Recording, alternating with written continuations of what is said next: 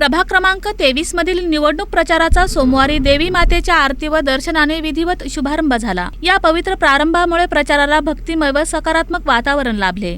यावेळी लता ईश्वर गायकवाड यांच्या उपस्थितीत सलगरवाडी परिसरात समस्त नागरिकांची मोठी गर्दी जमली होती। विशेषतः उमेश गायकवाड यांच्या समर्थकांसह नागरिकांनी उत्स्फूर्त सहभाग नोंदवला। देवी मातेच्या दर्शनानंतर प्रचार यात्रेला सुरुवात झाली असून संपूर्ण परिसर शिवसेना आणि धनुष्यबाणच्या घोषणांनी दुमदुमून गेला।